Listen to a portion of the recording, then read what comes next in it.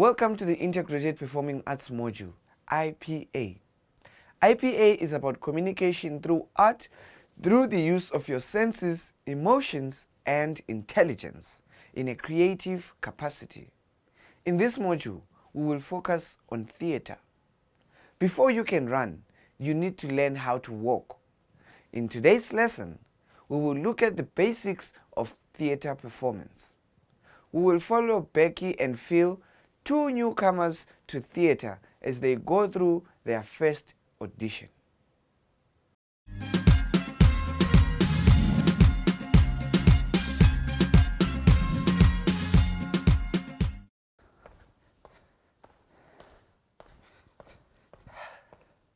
Hi, welcome to our Integrated Performing Arts series for the new Grade 8 syllabus.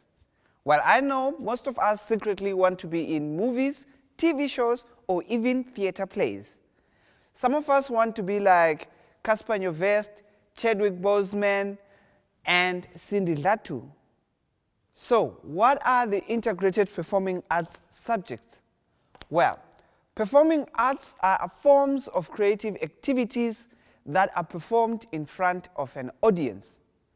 Activities such as dance, drama, or music.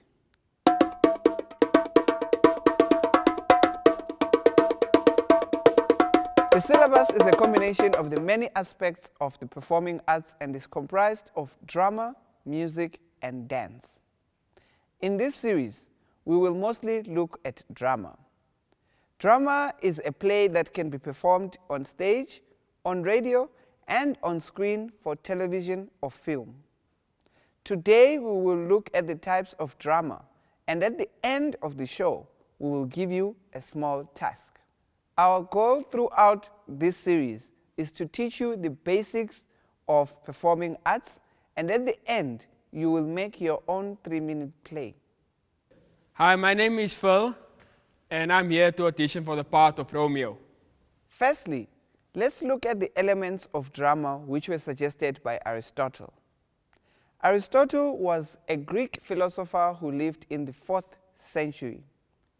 Write that name down. You will want to remember it. Since this is our first lesson, we will use a drama piece that everyone is familiar with, Romeo and Juliet. For those of you who don't know, hi, my name is Becky, and I'm here to audition for the Juliet role. Romeo and Juliet is a tragic love story. The two main characters come from two families that are sworn enemies. They meet, they fall in love, but they can't be together because of their family's conflict. So they kill themselves because they can't cope with being apart. A plot is a sequence of events that make up a story. In simpler terms, a plot is how the story develops, unfolds, and moves in time. A good story has a good plot. We will touch more on plotting when we do the basics of writing a drama. Why am I doing this?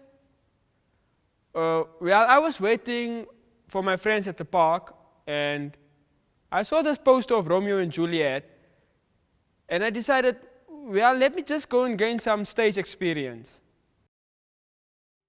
My name is Romeo Montague, and I'm the only child of Lord and Lady Montague. I used to think that I was in love with Rosaline until I met Juliet at the party. And what can I say? It was like love at first sight. And the next day we got married in secret. But I got banished for killing a brother Tybalt. After I tried to reunite with my beloved Juliet,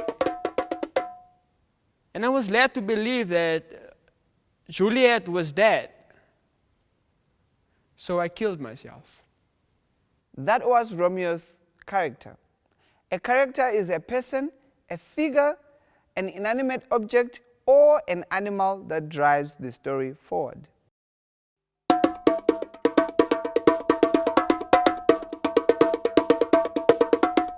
A character develops with the story. In this development, 5 questions are asked. Question 1. What matters most to your character? Finding love. Question 2. What is your character's biggest desire? Being with Juliet. Question 3. What's your character's greatest fear? Losing Juliet. Question 4.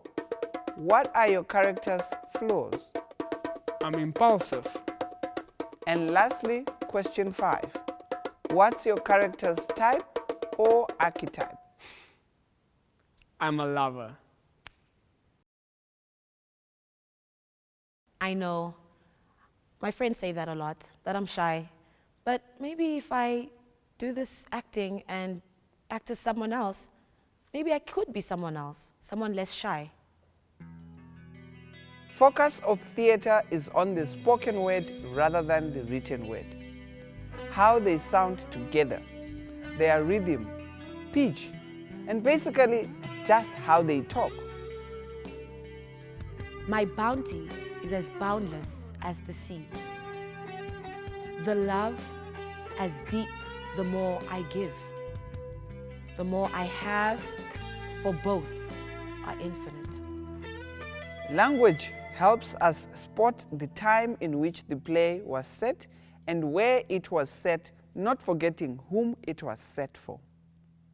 For example, because of the Old English and the rhyme scheme, we can tell that the play was written in the Elizabethan period for English nobility.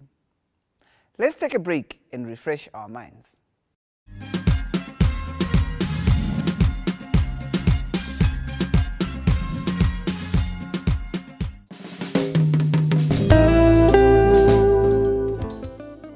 Theme refers to the meaning, underlying ideas, and main ideas of the play.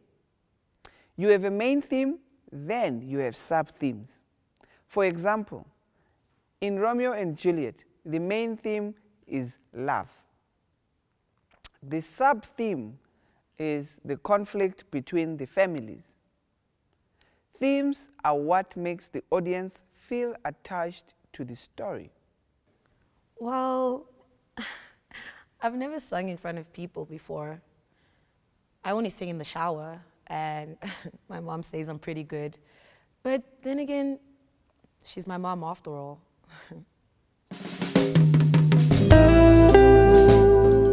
Our 5th element is spectacle. Spectacle includes all the sensory aspects of theatre. In other words, what we see and what we hear. This includes costume, set design, music, and gestures. In Romeo and Juliet, our spectacle would involve costumes that were worn during the time period, and a set that resembles old Italian buildings. The spectacle is what makes everything feel alive. It complements the actors. Time does not refer to the length of the play, but rather the time span that the play occurs in. This can involve time travel, like in Avengers, or just a linear timeline, like we had in Romeo and Juliet.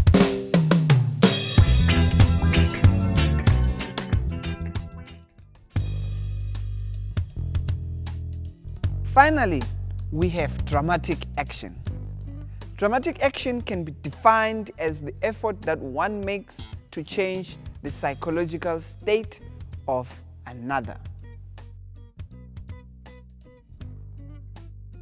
In Romeo and Juliet, Juliet takes a potion that makes her seem dead. And when Romeo sees this, he becomes distressed and goes on to end his own life. In this scene, the dramatic action is Juliet taking the potion, which causes Romeo to react the way that he did.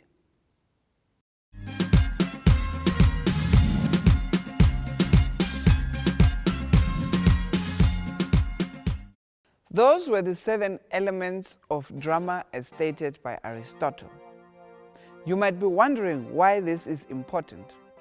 Well, before you become an actor, writer, director, or technician, you need to know how storytelling works. All of these will come into play when we are creating our story. So just be safe and let's recap. Element 1 is the plot.